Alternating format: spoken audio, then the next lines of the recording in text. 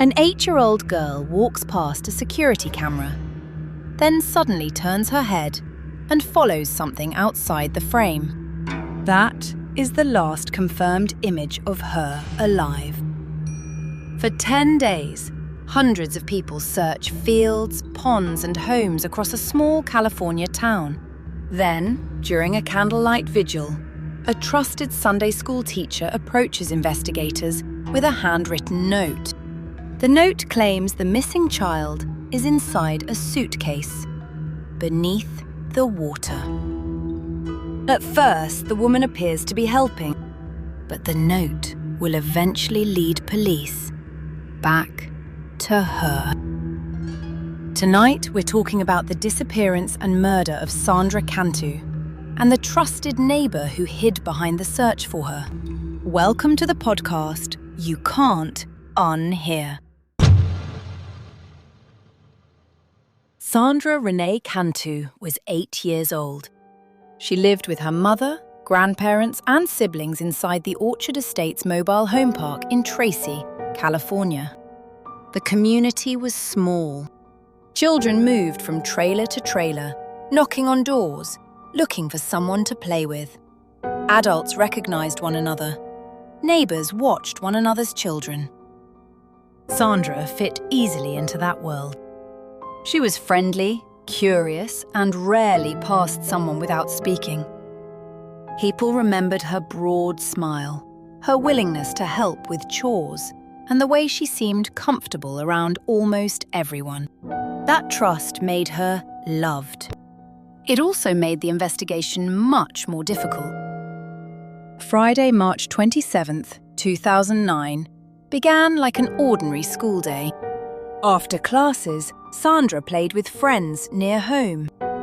At around 4 in the afternoon, a surveillance camera mounted near her family's residence captured her walking through the mobile home park. She wore a pink Hello Kitty shirt and dark leggings. In the footage, Sandra moved toward home, then looked sharply to one side. She changed direction and walked out of the camera's view. No recording showed who or what caught her attention. That brief turn became one of the most replayed images in the case. A child walking through a familiar neighborhood, then disappearing beyond the edge of the frame. Sandra was expected home for dinner.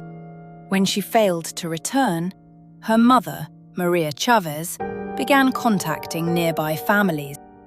No one knew where she was. Maria searched the park, checking the places Sandra usually visited. Sandra had been told not to leave the community, and her family believed she followed that rule. Shortly before 8 that evening, Maria reported her missing to Tracy police. Because Sandra was young, had vanished without explanation, and had left behind no sign that she had run away, authorities treated the case as a possible child abduction. The search expanded quickly. Local officers were joined by the FBI, including specialists experienced in missing child investigations. Helicopters searched from above. Divers examined waterways. Dogs followed scents. Volunteers walked through fields, roadsides, and drainage areas. The mobile home park itself became a maze of interviews and searches. Sandra had visited many of the homes there. She knew adults as well as children. That meant detectives could not focus only on strangers. Someone Sandra trusted could have called her away without causing her to scream or resist. Investigators examined residents with criminal histories, registered sex offenders, and anyone whose behaviour appeared suspicious. Several men were questioned. One person who had previously behaved inappropriately towards Sandra was investigated and cleared. The early working profile reportedly focused on an adult male with a history of sexual offending. As the days passed, Sandra's face appeared on television screens across the country. Posters covered Tracy. A reward was announced. Residents gathered for vigils, holding candles, praying, and waiting for Sandra to come home. The community began referring to her as everyone's daughter. People who had never met her joined the search. Parents held their children closer, and investigators continued working from one possibility, that Sandra might still be alive. Among those publicly involved was 28-year-old Melissa Huckaby. Huckaby lived inside the same mobile home park with her young daughter, one of Sandra's closest friends. She stayed with her grandparents.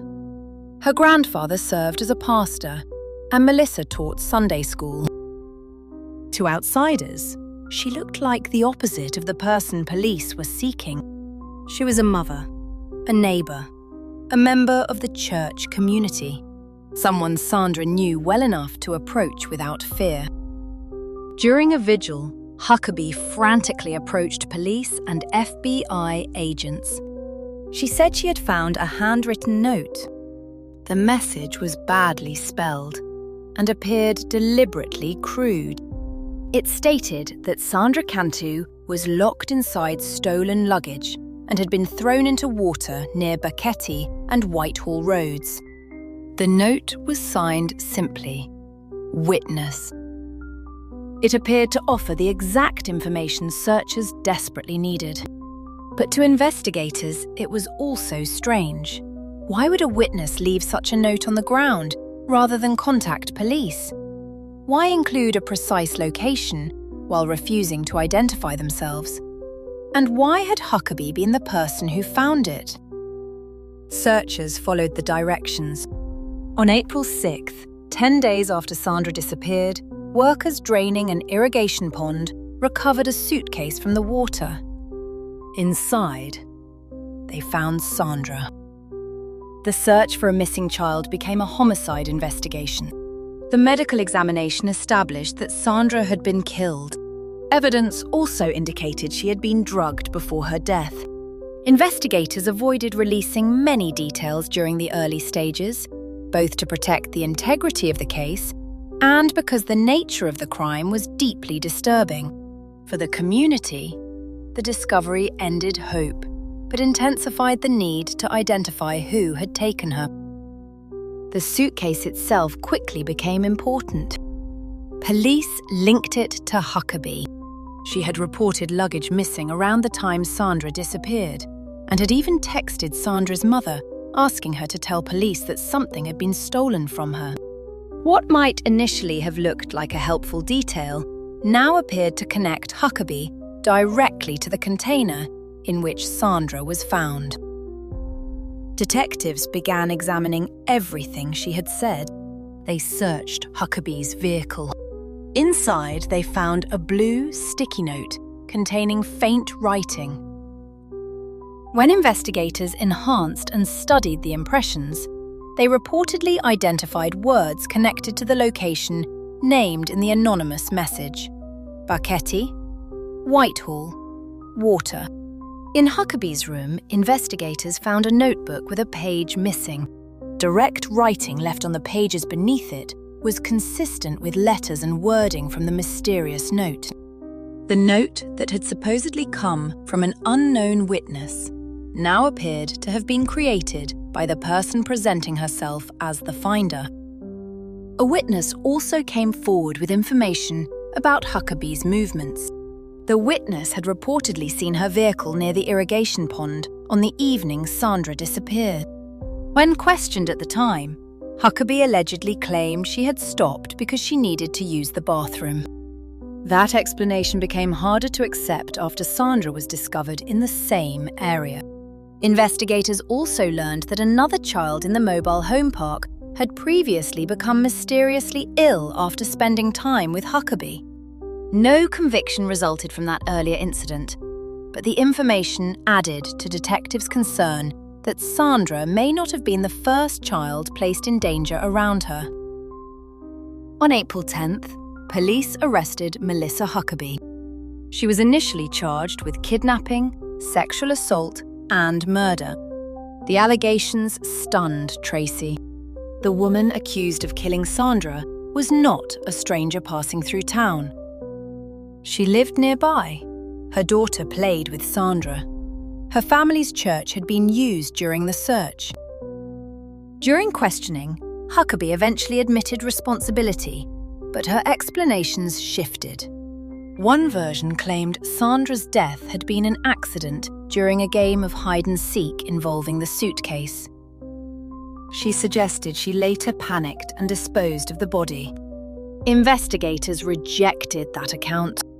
The medical evidence, the presence of a sedative, the anonymous note, the concealment, and Huckaby's behavior afterward did not support a simple accident. Prosecutors initially announced they would seek the death penalty. The case appeared headed toward a long and emotionally devastating trial. Then, in May 2010, Huckaby unexpectedly accepted a plea agreement. She pleaded guilty to first-degree murder with the special circumstance of kidnapping. In exchange, prosecutors removed the possibility of execution. The agreement guaranteed that Huckaby would spend the rest of her life in prison, without the possibility of parole. Several additional allegations were dismissed as part of the plea, though the evidence surrounding Sandra's treatment remained part of the court record. Huckaby continued disputing certain aspects of the prosecution's account, even while admitting that she kidnapped and killed Sandra. At sentencing in June 2010, Huckaby apologized to Sandra's family. She said she could not understand why she had done what she did, and that the question would remain with her for the rest of her life. The judge imposed life imprisonment without parole. There would be no future release hearing, no possibility of returning to the community, no opportunity to rebuild the life she had destroyed through her own actions. But the plea agreement left one major question unanswered. Why? Huckaby never offered a clear and credible motive. Prosecutors suggested she may have wanted attention, perhaps imagining she could create a crisis, then become involved in solving it. Others wondered whether jealousy involving the children's friendship played a role. There were also questions about Huckaby's mental health and past behavior, but none of these theories was conclusively proven. There was no full trial where motive was developed before a jury. Because Huckaby accepted the plea, the world learned who killed Sandra, but not exactly why. That unanswered motive has made the case even harder to process. There was no long-standing feud, no public conflict between Sandra and Huckaby. Sandra was simply an 8-year-old child visiting people she believed were safe. She entered the orbit of someone whose public identity gave no obvious warning of what she was capable of doing. Huckaby's role as a Sunday school teacher became one of the most repeated details in the reporting, not because religious participation causes violence, but because it represented trust. Parents believed children would be safe around her. Sandra likely believed the same thing. The case also challenged assumptions about women who kill children. Female offenders are statistically less common in stranger and sexually motivated child homicides. That rarity can create blind spots. Sandra's disappearance lasted 10 days, but the image of her walking past that camera has lasted far longer. She looks back, changes direction, and disappears beyond the frame. For years, people have watched those seconds, wondering what she saw.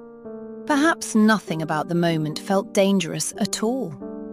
That may be the most frightening truth, because sometimes the most dangerous person in a child's world is not the stranger outside the neighborhood. It is the person everyone has already decided to trust. Thanks for joining me tonight. Until next time, stay curious, stay safe. And I'll see you on the next episode of the podcast, You Can't Unhear.